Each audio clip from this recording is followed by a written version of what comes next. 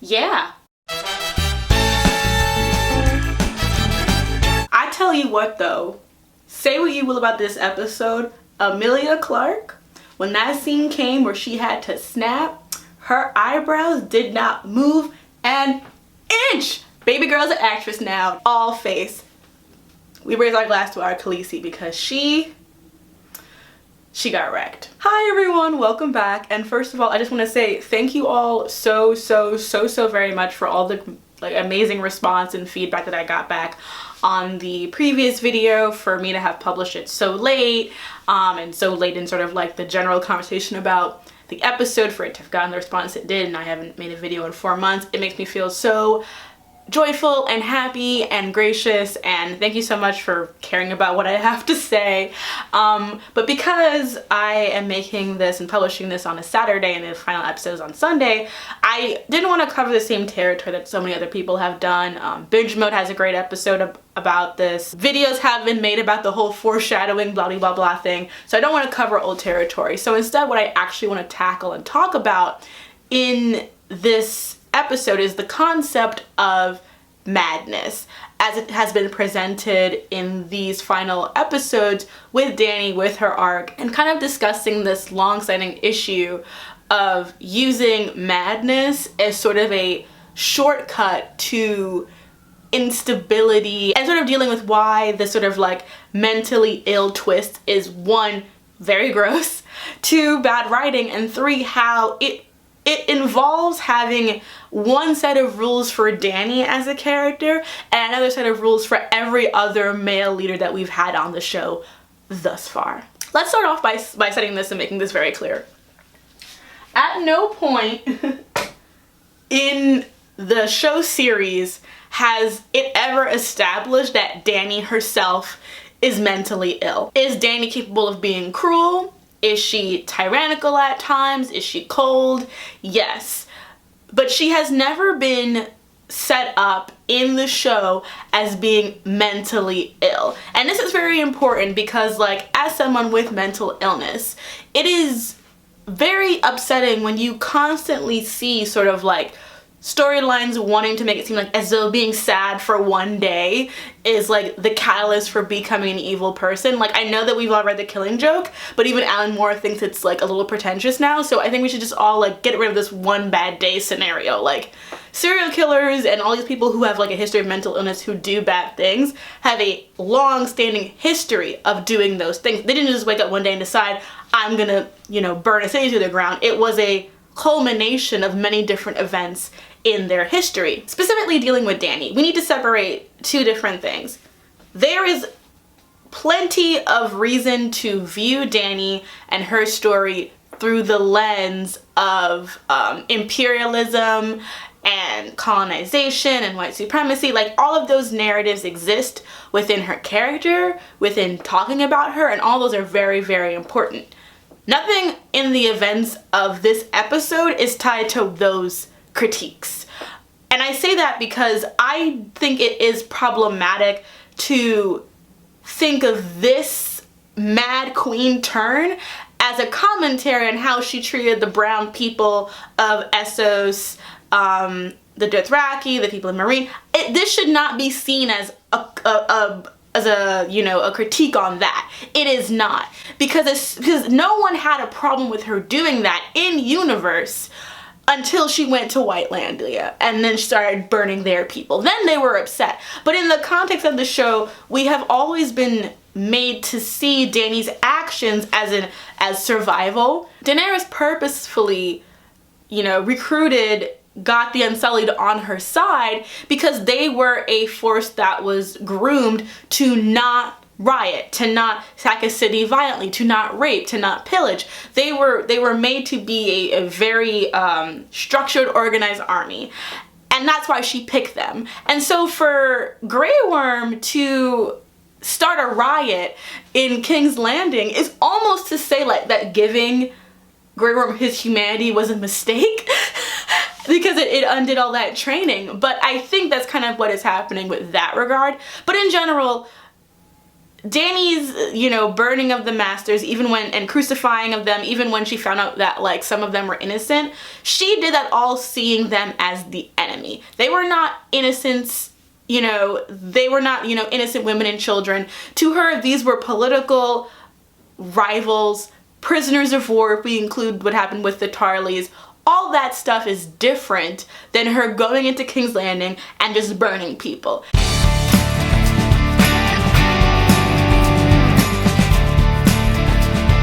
And I think, especially, I find it frustrating that people are sort of ignoring that those are two different things. Because, for example, her burning of, and I forget her name, but the woman, the sorceress that she saved that, like, you know, put a hex on her and her baby. We, of course, reading it through the lens of, like, imperialism and colonialism, can say, like, that is, like, Daenerys reaping the rewards or the justice from that woman for basically using Khal Drogo and the Dothraki as a way of, like, they were raping and pillaging to get money so that she could go to get the Iron Throne. And even though she wanted to save some of the women, the damage was being done in her name, and she didn't really acknowledge it. She didn't really see it as, she didn't really see far enough in the future to recognize that, like, what she was asking for would lead to these kind of consequences. So she just kind of was, like, in ignorance.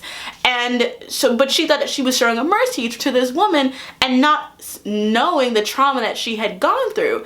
The mistake that Dany makes in that storyline is twofold. It's one, not really taking proper responsibility or having foresight about what her wanting to get a nomadic group of people to get enough funds to get ships for her war was actually gonna mean, and two, not listening to the Khalasar when they told her that this woman was a witch and was gonna fucking, you know, kill her baby and Khal Drogo. She thought that she was so superior to the Dothraki, and you see this very much in the books.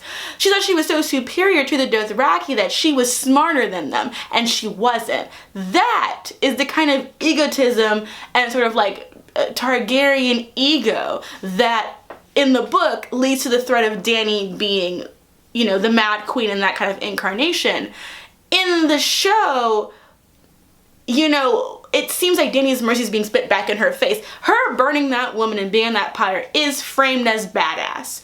Throughout most of the series, her burning her enemies, burning people, has always been portrayed as badass. And so for it all of a sudden now to mean something else and supposed to be done to indicate that, like, every time Dany does this, she's becoming more and more like her father, is just narratively dishonest.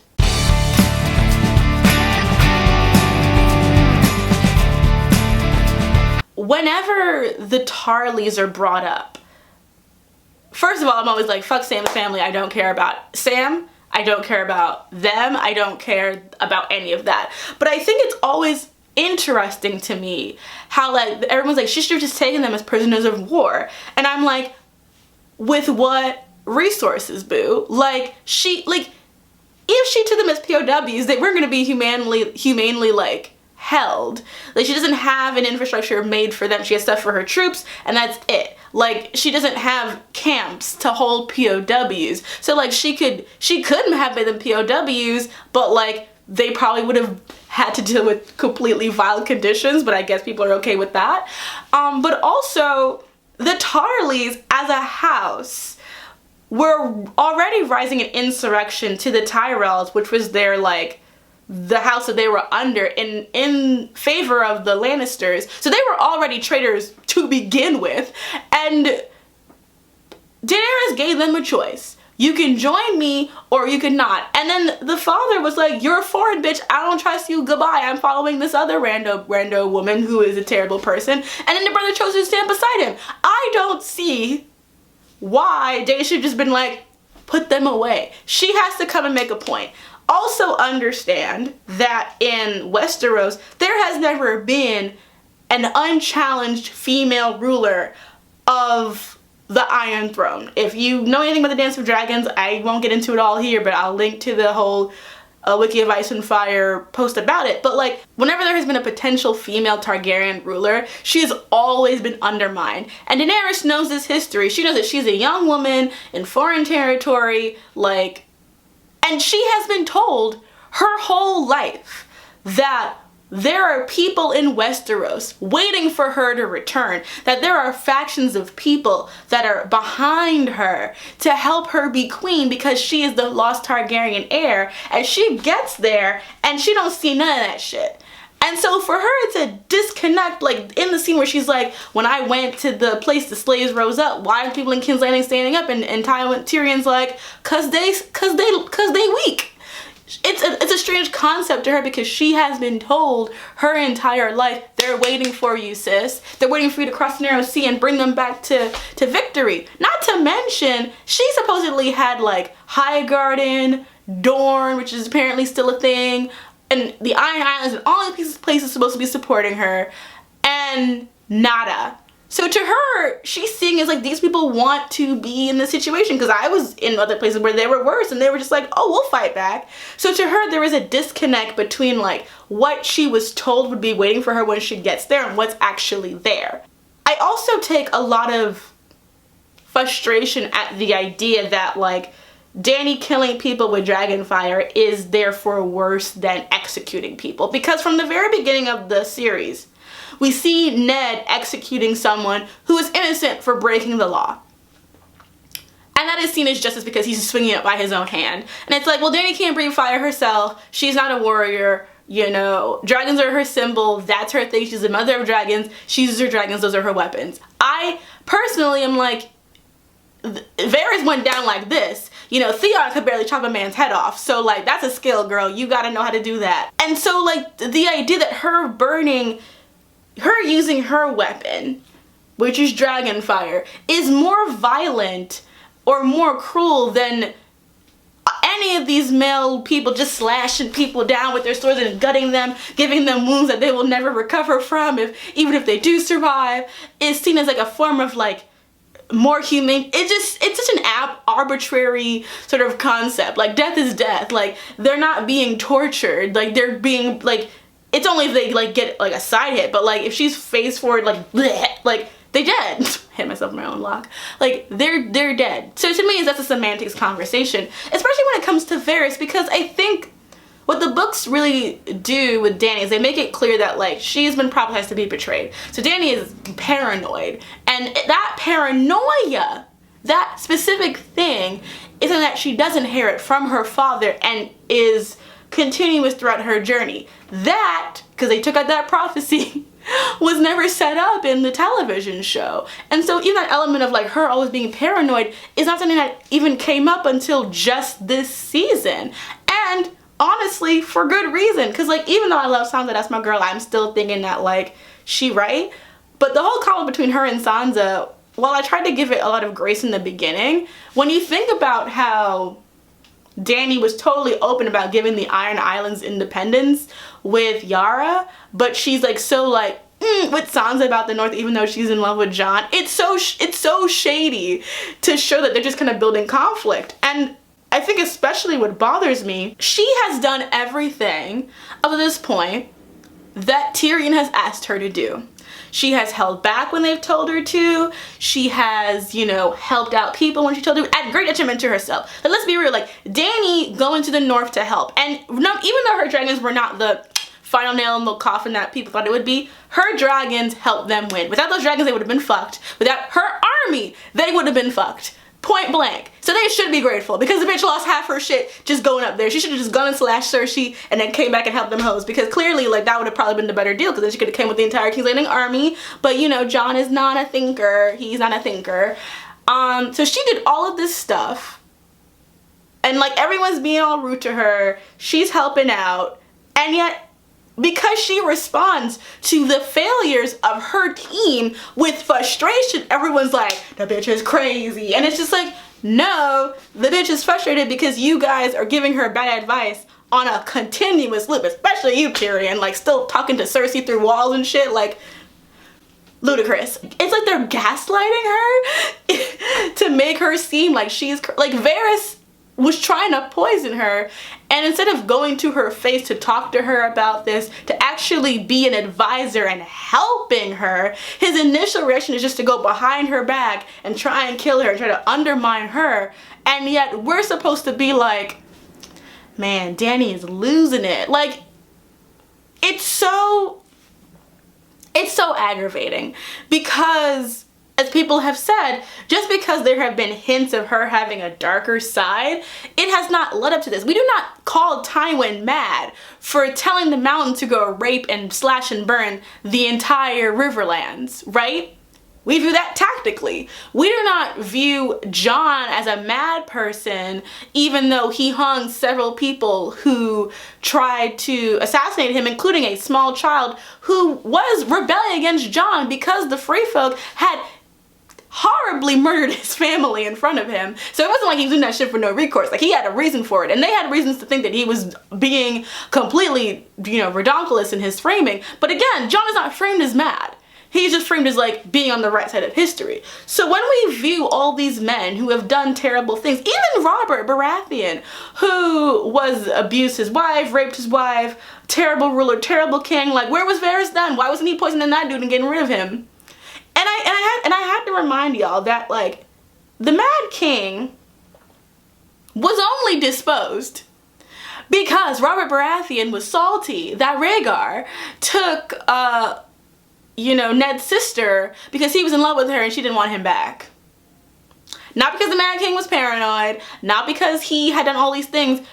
Robert going to war over Lyanna, ghosting him, is why we don't have the Targaryens in rule. Not because they're unstable, not because they have a history of, you know, insanity in their family, because Robert was salty. A scorned man can do many things. You know, we must remember that.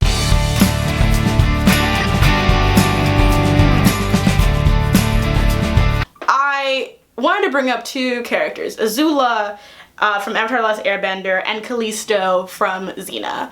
Now, Azula's downfall in Avatar: The Last Airbender, while I know some people like it, I personally have never liked it. I know I retweeted something recently where, like, someone was comparing the two and, like, thought Azula was better.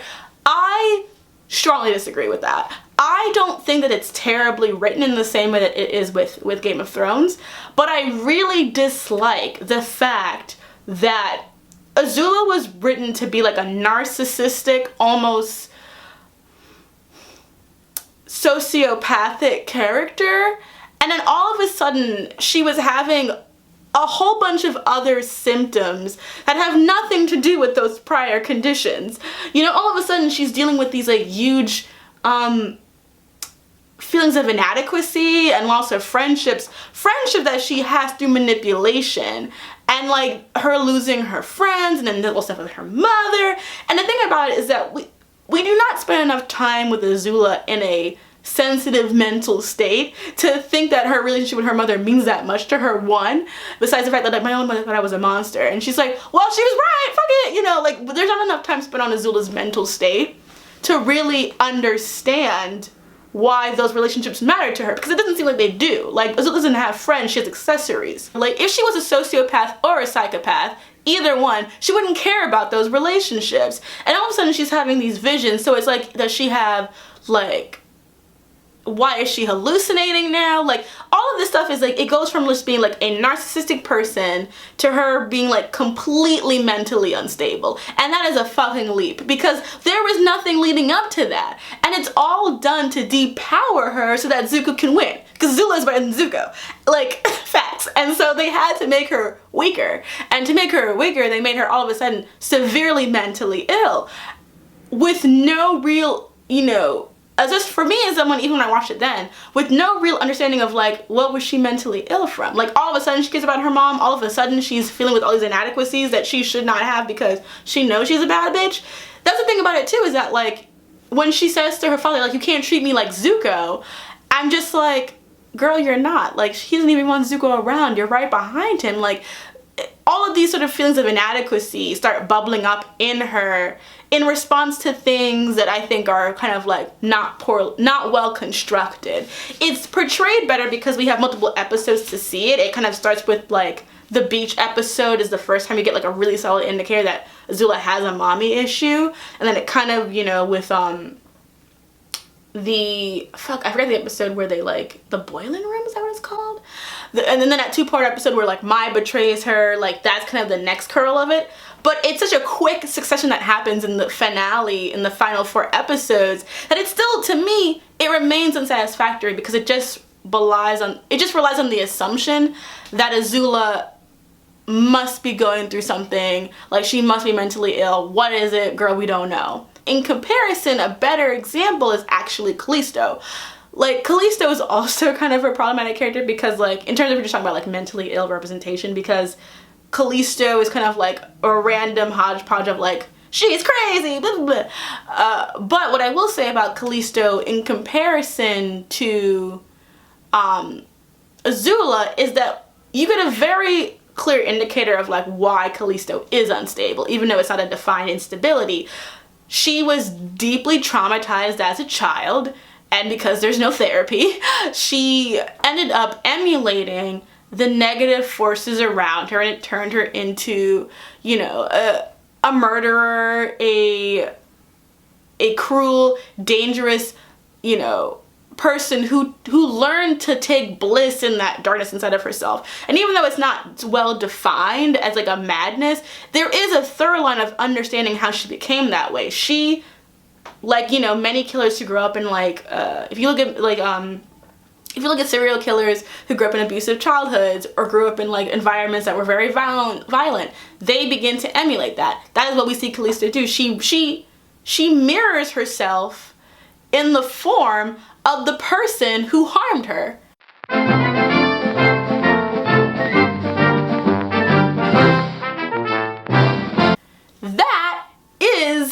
That has a thorough line in mental illness. That is something that you can, like, pattern off. It doesn't mean that she has, like, an actual real condition, but there is validity in that experience of emulating someone who harmed you. There is actual trauma there. It's explored, it's dealt with, it's serious, and it also ties Xena directly to the creation of one of her greatest antagonists. This is why that relationship and that depiction of it is actually fascinating and introspective, because there's a depth to it. There is a consequence, a weight to it that is more than just, oh, she's crazy. But I think the best example of it is not a character that I put in the thumbnail, but it's Tetsuo from Akira. I just saw Akira for the first time like a month ago, so I know I'm late. Terrible anime fan, but I finally saw it. And I was watching it while I have been kind of in the midst of my own mental issues. And what really stood out to me about Tetsuo's story is that Tetsuo is dealing with, like, a very, very deep insecurity issues. And when you see him in the beginning, he's like the smallest of the group, and he views the love and care that, you know, Kanada and all his friends give to him as babying him, as belittling him, as infantilizing him. He doesn't see it as love. He sees it as bullying. And when he gets these powers, you know, they slowly start to creep in him, but the moment that they actually activate in him is, you know, after he escapes the facility and he gets attacked by the clown gang with Kaori with him, and he can't protect her. He can't protect himself. He gets beaten up badly, and she almost gets assaulted, and he has to be saved by Kanada. And that is the moment in Tetsuo's mind where his powers and that illness take over in his mind, because he's had this moment of feeling so vulnerable and feeling so weak. And in his child brain, because he's like 16 years old, he's like, I will never allow myself to feel weak ever again. And so he uses his powers as an aggressor from that point on. He, like Callisto, emulates the darkness in his life and uses it to hurt people because he's been hurt. He's acting out about his pain and his aggression and his trauma. He wants to put it onto other people like a child, which is why when his power starts to overwhelm his body, he starts to regress to the form of like a giant fetus. And all of that insecurity, all that pain mixed with this very intense power consumes him to the point where he loses himself and hurts the people who really did love him.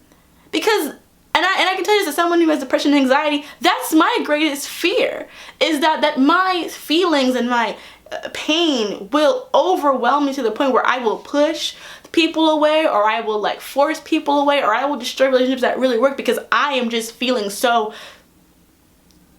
I feel worthless. Therefore, I have to like make other people believe that I'm worthless. And so Tetsuo, and I wrote about this for the Mary Sue, is such a great depiction of like how you can write like a mentally ill antagonist, because his mental illness does not just happen when he gets powers. It's a part of why his powers affect him the way that he does.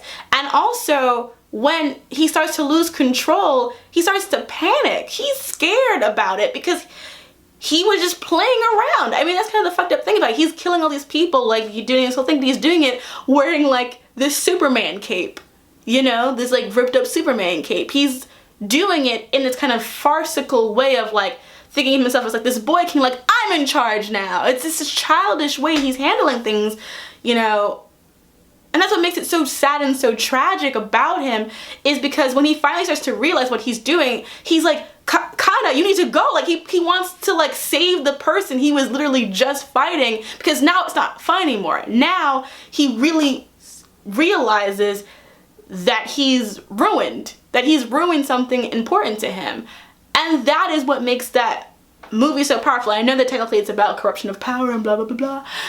But for me, as someone who deals with anxiety and depression, I see that in Tetsuo. And after seeing that movie, when I look at Daenerys and I look at how here is a woman who spent most of her early life, and like most of her life in general, being abused, being raped, being being belittled, being sexually threatened with violence, having her entire self-worth being wrapped up in so many other things, and finally, through the birth of her dragons, having a sense of autonomy, a sense of power.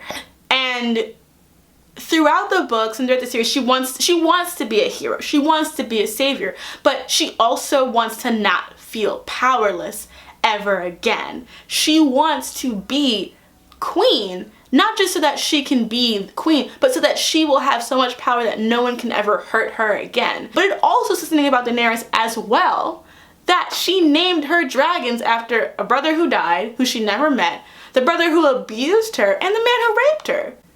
Her mind has twisted love and pain so severely that she can view these acts of violence as both emancipation and enslavement at the same time. Those of us who were always viewing Dany's story from like a post-colonial viewpoint, or those of us who've always kind of seen the hints of like the Targaryen flippery in Dany's character, there have been lines of connective tissue about why she could end up the Mad Queen. And I think a lot of people are misinterpreting one very important thing about the show version of what's going on.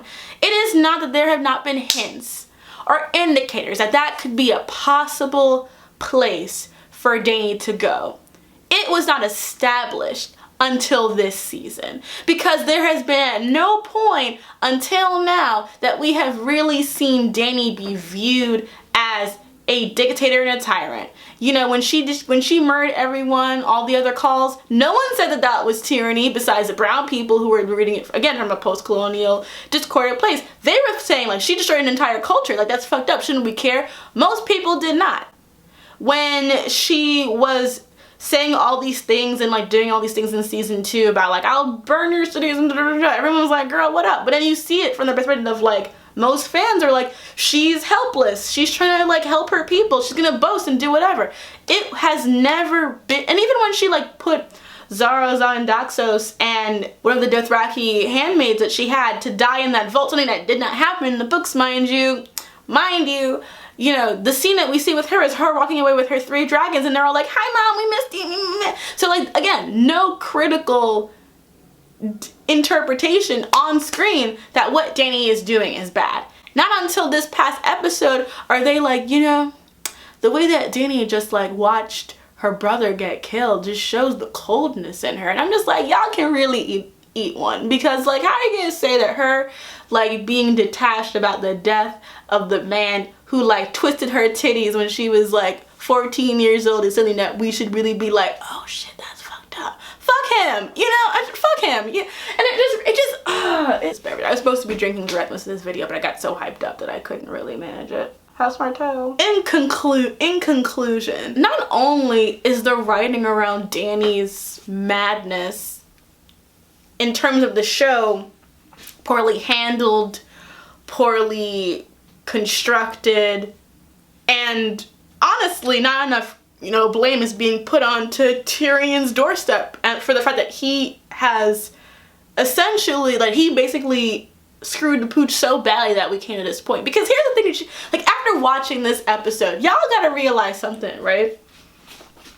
That Tyrion has ulterior motives as fuck. Because if all Dany had to do, deadass, was just fly her one dragon up and just millywop all these fucking people, because she destroyed everyone in like 7 seconds. She didn't even need no army, fam. She could have just gone up there with Rhaegar and Drogon and Viserion when he was alive, rest in power, and she could have just fucking bleh, all of them so quickly, and then she just would have been like, all right, let's go kill the Night King, what's good? But instead Tyrion was like, my sister loves her children. But instead we had to deal with the whole fact that, like, because Dany lost Missandei, who is her friend, because she lost Jorah, you know, who she should have been bumping, because Jorah's the finest man on the show, like, deadass. Like, Jorah is, like, even with that boss bug, boo, he is fine. Her losing Jon Snow is supposed to be the thing that, like, breaks her, and I'm like, girl, you fuck Khal Drogo, like, you know, he raped you and then y'all did a whole Stockholm Syndrome thing, but like, in your mind, that's your man, right? That was your man. You had second iteration of that other guy in Marine. I forget his name, Dario, whatever he is. That was also your man. And you could have had Jorah, who wanted to be your man, and he would have made sweet love to you, girl. All that bare action. But you have Jon Snow, a man who cannot lie, a man who cannot plan, a man who can't even control his own damn army from raping and pillaging, someone who got stabbed by his own people and had to be, like, bailed out of several plans. That's the person whose love that you need so much that when you don't have it, you just break. And as someone who has cried over men, unfortunately, you know, I have been sad and I have been very angry, but I decided to just write a book, girl. But she's like, I'm gonna destroy all of King's Landing. But you know, like I said before, as terrible as that whole thing was, Emilia Clarke, bitch is an actress. She came up there and she, eyebrows not move, y'all. She can get nominated and win for me, because I thought it was gonna be Lena Headey's season, but she didn't really do shit. She just kind of stood there and just drank her wine and then was just like, Jamie, you're bleeding even though I sent a man to kill you in the beginning of the season. Yeah, it's just like, I just feel like when we use madness this way as a shortcut, it's just so unhelpful. It's unconstructive. It's not even, most of the time, it's not even written well. And when it is, it's because it's a longer format and the character is rooted in that. And the fact that so many of the actors are pissed about this tells you all you need to know. Like, it may be like, people may say like, well, it's kind of like over. No, like, Emilia Clarke, her disappointment about Dany is completely valid. She really brought it this season, but it's so disappointing because Dany, whether you like her or not, is a very complex, nuanced character. That's what makes her so fascinating. The fact that most of the characters on Game of Thrones were meant to be complex, nuanced characters, but that slowly got lost along the way, is one of the most aggravating parts of this adaptation. Like, it's the reason why Tyrion is bad. It's the reason why this shit happened with Jaime. It's the reason why all these things have happened, because they wanted to make characters good or bad and forgot the nuance. And because they wanted to have Dany be like the protagonist for so long, now they have really put it in a position where, like, people feel really betrayed. Like, I know I read in very deep to like this series in all those kind of ways, but like if you're a casual fan, for some people Dany was their hero and this didn't make sense to them, and I get that. The fact that they want us to believe that she is someone who is established to be okay with the slaughter of innocent mothers and children is completely invalid. Is she tyrannical? Yes. Does she have moments of cruelty? Absolutely. But was she this? No. You want to show Dany going through a mental breakdown? Fine. But have it be an actual story arc. Anyway, the finale is coming up, y'all. The finale is coming up. So I would like to know, before the time hits, what are your theories for what you think is going to happen in the finale? Who do you think is going to end up on an Iron Throne? And also, which reminds me, Varys, I'm talking to you right now. If you care so much about the small folk, what are you doing for them? would love to know. He's like, I care about the realm. Oh, do you? Is that why you're supporting a monarchy and not a democracy, my dude? Not a republic, my dude? Because here's the thing. How could anyone who has seen so many kings in succession, and queens, shout out to Cersei, be so terrible? Really think that the solution for the small folk is to get another monarch in power? Anyway, let me know your theories. I will be reviewing the episode. I will record something very quick right after the finale, posted on Monday, and have like a longer retrospective piece on like that Friday or something like that. When you play the Game of Thrones, you win or you die. That's my girl for life.